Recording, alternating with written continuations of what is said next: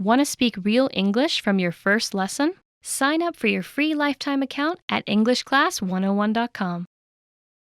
Hi everybody, my name is Alicia. In this lesson, I'm going to talk about expressions you can use with the doctor. These are some expressions that you can use when you need to visit the doctor and explain a problem with your body, or maybe explain something that happened to someone else. Let's get started. Okay, the first expression is a very basic expression.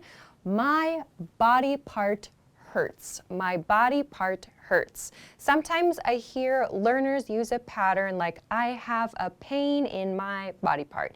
But this one is much more natural. So examples of this might be things like, my head hurts, or my stomach hurts. So using hurt, that kind of expresses a very basic type of pain. So this is probably the quickest and easiest way to explain that a specific body part does not feel good. So you can use any body part. My leg hurts, my nose hurts, my ears hurt. So just keep in mind, if you're using the plural form of a noun, as I just did with ears, you don't need to put an S at the end of hurt. So my head hurts, head is singular, but my ears hurt. So ears, that's two, ears hurt. So please keep that in mind when you're using this pattern. My body part hurts. The next pattern is, there's a spot on my body part. So here a couple of points. This there's is there is, there is. There's a spot on my body part. Spot refers to something that's new. Usually we go to the doctor for something new, and it's usually something that's like a dark color. So we use the word spot to talk about that. You could say dark spot. For example, with this pattern, there's a spot on my leg, or there's a spot on my neck. So include the part of your body where you notice the new spot. We can use the word spot to describe that kind of shape. So it's usually a circular shape, a spot. There's a spot on my body part. Okay, the next pattern is, I think I broke my body part. I think I broke my body part.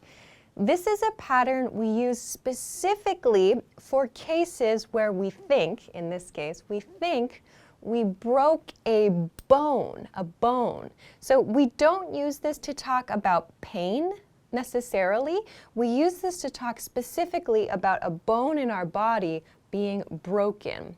So I think I broke my body part. The body part you use here should be a body part with a bone. So, for example, with this pattern, I think I broke my arm. I think I broke my finger. So we would not say, for example, I think I broke my stomach, because there are no bones in the stomach. We use parts of the body which have bones in these patterns. I think I broke my arm. I think I broke my leg. I think you broke my nose. So you can use different parts of the body with bones in this pattern. And you can use I think to express kind of your guess. I've included this here just to explain maybe quickly what your gut feeling is. So your gut feeling means your instinct, the first thing that you think of. So if you want to say your guess for some reason to your doctor, you can say, I think I broke my finger. I think I broke my arm. Okay, let's look at the next pattern. The next pattern, I have two verbs here. I have I fell down, past tense, or I crashed. And then we include a sport or an activity in the ing form. So, for example, I fell down skateboarding, or I crashed snowboarding. So what's the difference between fell down and crashed? So to fall down, it sounds much lighter than crashed. So to fall down is like we're doing something that's a typical action and we maybe make a mistake when we're walking and our body falls. So I fell down the stairs perhaps, or I fell down because I stood up too quickly. So I fell down skateboarding. This might be It might depend on your level of skateboarding, but to fall down sounds kind of light, not so serious, but it could be serious depending on the situation. Crash, however, sounds quite strong, quite intense. I crashed snowboarding. It sounds like your whole body was maybe very violently moved or tossed in some way. I crashed snowboarding. So this is the same verb we use for car accidents, like car crashes. So your body, you imagine your body crashed maybe into something like the ground or into another object. I crashed snowboarding. So you can use this pattern to explain the reason for your pain or the reason for your injury. For example, I think I broke my arm. I crashed snowboarding. So that might be a way to describe to your doctor what happened. So why do you think your arm is broken? Because I crashed snowboarding. Okay, let's continue on to the next pattern. The next pattern is person was in a car accident. Person was in a car accident. So here, you can use yourself if you need to, like I was in a car accident, or if you need to report about someone else, like you saw another person who was involved in a car accident, or maybe you need to talk about a family member or a colleague that was in a car accident. You can use this pattern to do that. For example, my roommate was in a car accident. My roommate was in a car accident. Or if you're replying to a question about someone, like, hey, how's your coworker? Was he okay? We didn't see him yesterday. You might reply, oh, he was in a car accident. So you can use he or she or they. If you need to use they to talk about more than one person, please make sure you change was to were. They were in a car accident. So this is a pattern you can use to talk about car accidents or other vehicle accidents too. So you could change car to like boating accident or boat accident if you need to. But in, I think, most cases, perhaps we use car accident. Okay, let's continue to the next pattern. The next pattern is I'm having trouble something. I'm having trouble something. So we end this expression with another verb in the ing form. For example, I'm having trouble seeing. I'm having trouble hearing. I'm having trouble sleeping, and so on. So this means that this activity, this action, is difficult for the speaker here. I'm having trouble. We're using this progressive form to mean this is happening now. My condition, this is the condition now. I'm having trouble sleeping. I'm having trouble sleeping now in my life. So whatever action is difficult for you, you can use it at the end of this pattern in the ing verb form. For example, some more examples. I'm having trouble walking. Maybe my leg hurts. Or I'm having trouble focusing. I'm having trouble focusing. So maybe it's difficult for me to think clearly. I'm having trouble focusing. So you can use actions or you can use something relating to like your mental situation inside your mind too. So when you explain to your doctor, you can use these sorts of patterns to describe things that are difficult for you at the moment. I'm having trouble sleeping. That's a very common one. Okay, let's move on to the next one. The next one is I burned my body part. I burned my body part. Here we're using the past tense burned. This is the past tense of the verb to burn. So to burn something means to make it too hot, and to injure that thing. In this case, we are injuring a part of the body with heat. So I burned my body part. Please note that in English we have a couple of different words relating to burns, especially with the skin. If you're talking about like fire, so something very hot, for example, you're cooking with fire or you're cooking with an electric stove and you touch it, we use the verb burn in that case. If, however, you're talking about sunlight, like going to the beach or going out in the sun, and your skin becomes red, we use sunburn, sunburn. And the pattern we use for that is my body part got sunburned. So my arm got sunburned, or my face got sunburned, my shoulders got sunburned. We use sunburn to talk about sunlight, burns from the sunlight. We use burn to talk about fire and heat. Another point to note is that in English we have different verbs for burn and different, and to express when our skin just changes color slightly. So for some people want their skin color to change a little bit in the sunlight, to get darker. We call that to tan. To tan, that's the verb we use, or to get a tan. So in some languages, getting a tan is the same as getting a sunburn. But in English, we have two different verbs, to tan, or to get a tan, and to get sunburned. So sunburn is bad in English, and to get a tan can be a good thing for many people. So please keep those points in mind. But for this lesson, I want to focus on burns like from heat, from like a fire or something else very hot.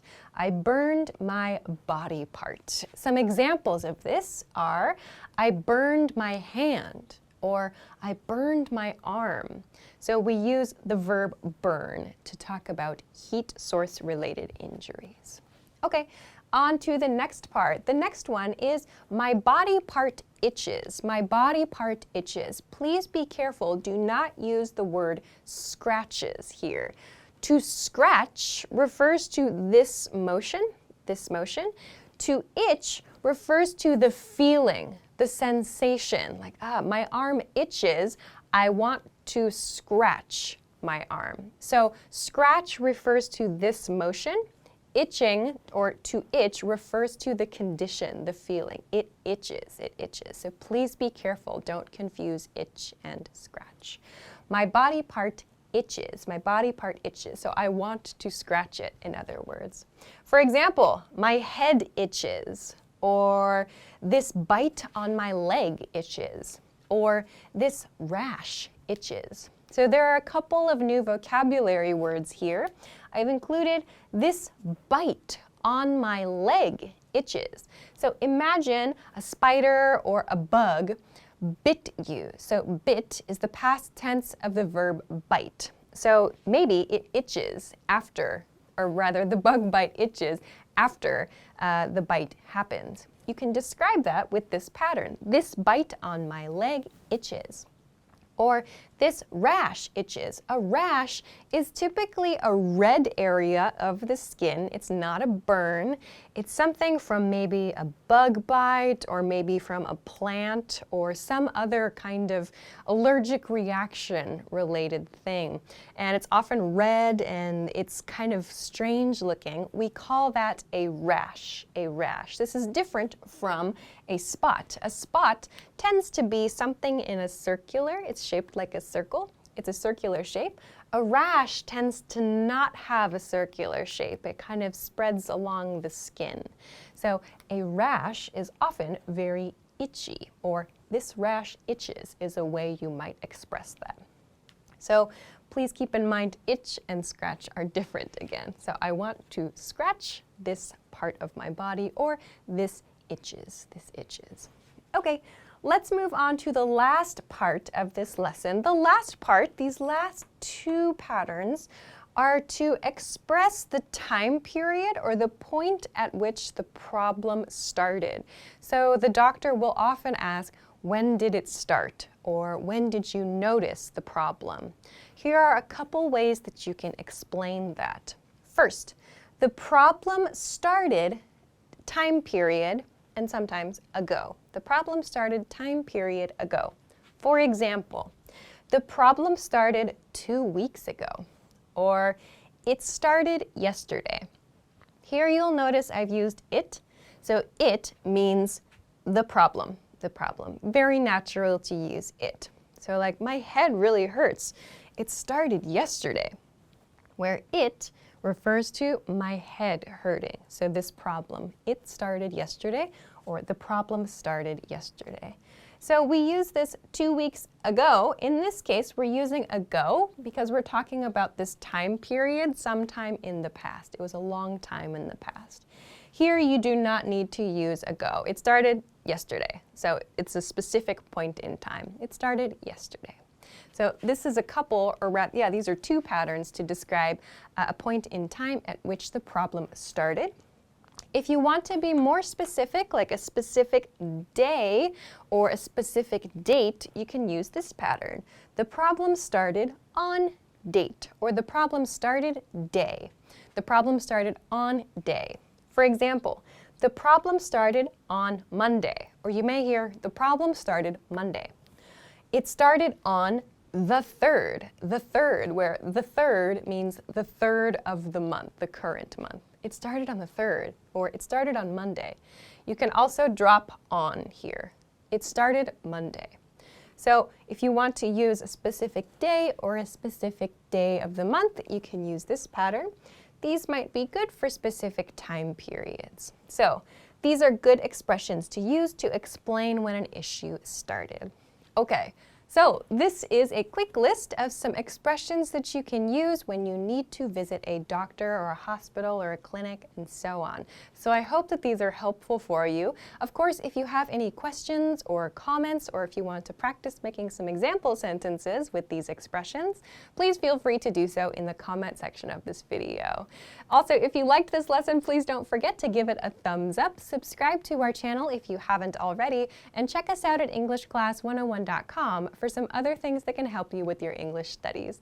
Thanks very much for watching this lesson, and I will see you again soon. Bye-bye. Want to speed up your language learning? Take your very first lesson with us. You'll start speaking in minutes and master real conversations. Sign up for your free lifetime account. Just click the link in the description.